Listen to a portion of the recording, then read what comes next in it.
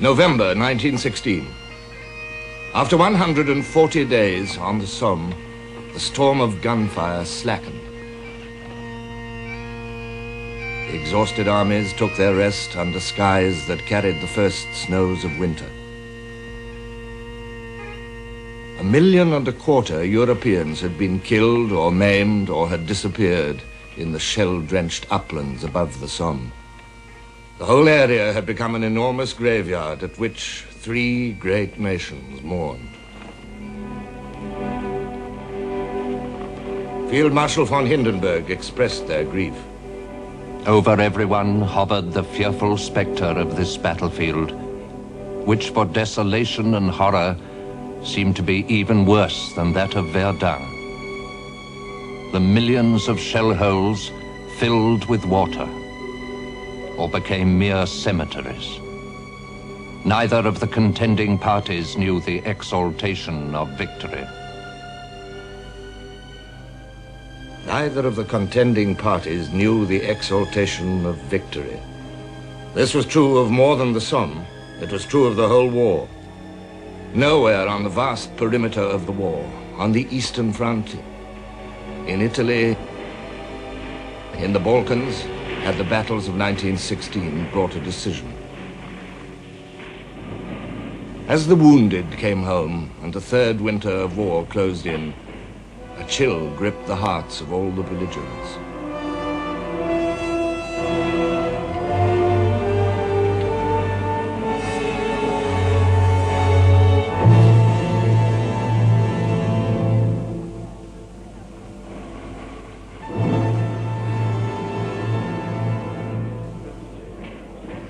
The most depressing thing of all, I think, about the war were the casualty lists. Every time you opened the paper, it seemed to be nothing but casualty lists, and you always found people in it that you knew. Everybody wore black, and that was very depressing. Black, black, black everywhere. After I found that it was officially known that he had been killed, I used to pass my time away trying to make little baby clothes for my baby. And I felt I didn't want to live. I had no wish to live at all, because the world had come to an end, and for me, because I'd lost all that I'd loved. For over 2 years, victory had beckoned the obsessed nations. 2 years of immense effort and endurance. And still, victory lay far off. Men began to wonder, how long could it go on? How many more would die? How many more weep before the victory?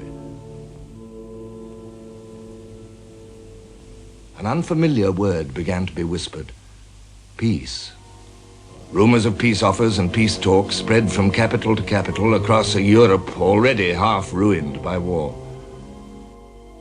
Berlin. Excepting the very wealthy and those who have stored quantities of food, every German is undernourished.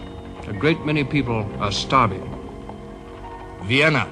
War weariness is growing, and the longing for peace is greater every day.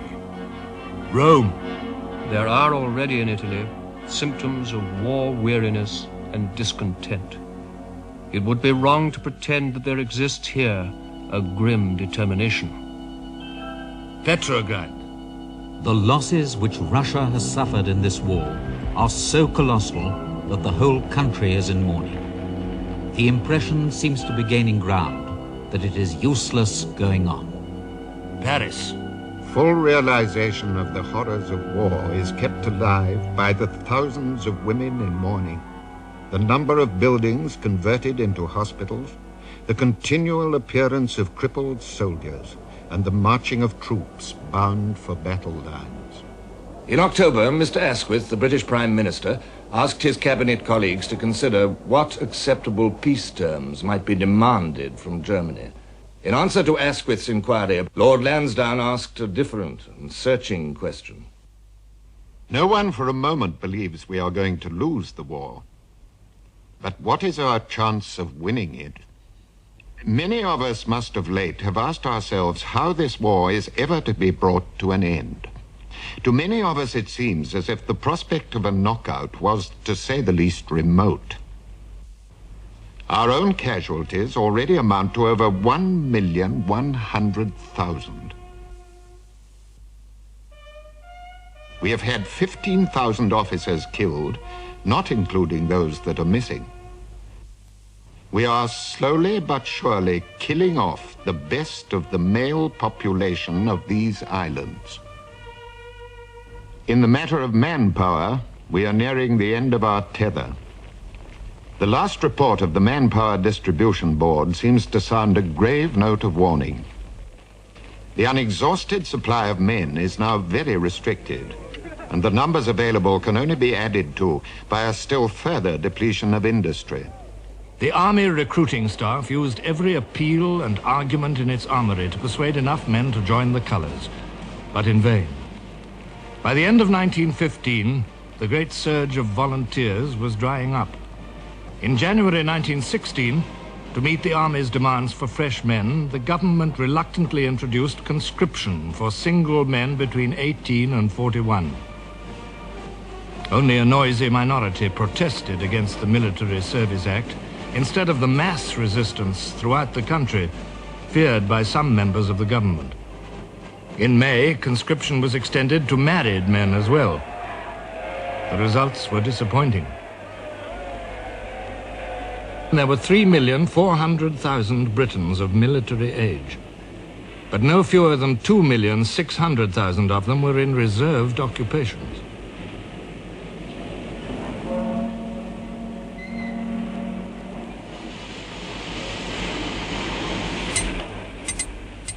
Kitchener's early appeals for volunteers had been answered by thousands of workers whom industry could ill spare. In Durham, coal miners had marched off to war en masse. Now, in 1916, Britain and her allies clamoured for British coal for their war industries.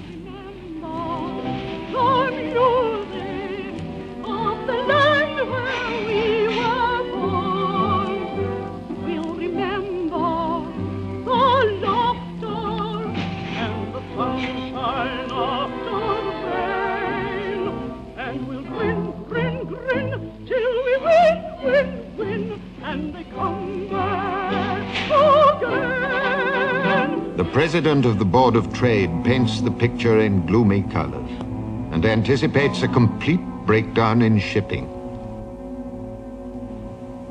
The submarine difficulty is becoming acute.